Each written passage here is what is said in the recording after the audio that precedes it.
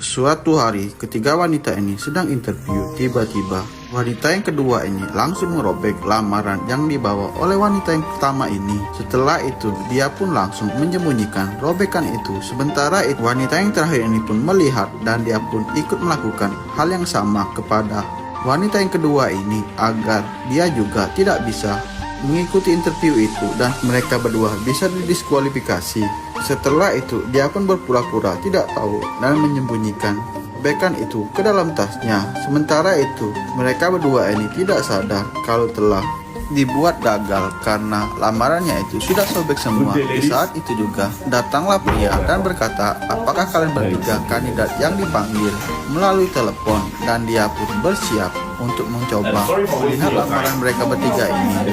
Dia pun menanyakan kepada wanita yang pertama, coba lihat kertas lamaranmu, aku ingin melihat pengalamanmu. Di saat itu juga, dia pun berkata, mengapa kertasmu robek begini, apakah kau tidak berniat untuk bekerja di sini? Sementara itu, wanita yang pertama ini bingung, padahal kertasnya tadi sangat utuh. Dia pun kebingungan siapa yang melakukan hal ini, dan dia pun sangat marah kepada wanita yang pertama ini. Setelah itu, wanita ini pun berkata, aku tidak tahu mengapa lamaranku bisa robek begini. Sepertinya kau mempermainkan dan memberikan wanita ini pun meminta maaf, bukan maksudnya begini.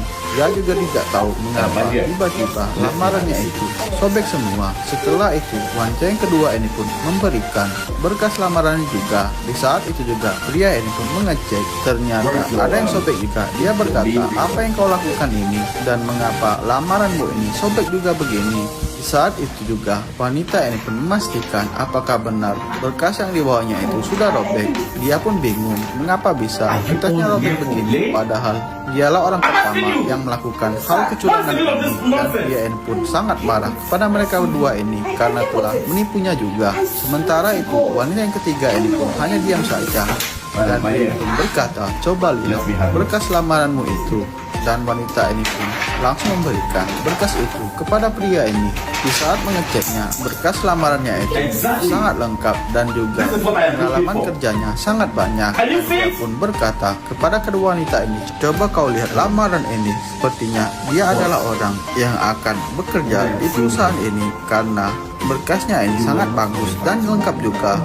Beda dengan kalian berdua yang tidak punya niat untuk bekerja di tempat ini. Setelah itu, pria ini pun berkata, mulai besok kau bekerja di sini. Dan mereka berdua ini pun akhirnya tidak diterima, dan mereka berdua ini pun hanya bisa pasrah. Betapa kejamnya dunia kerja, demi tidak mendapat saingan, mereka pun harus berbuat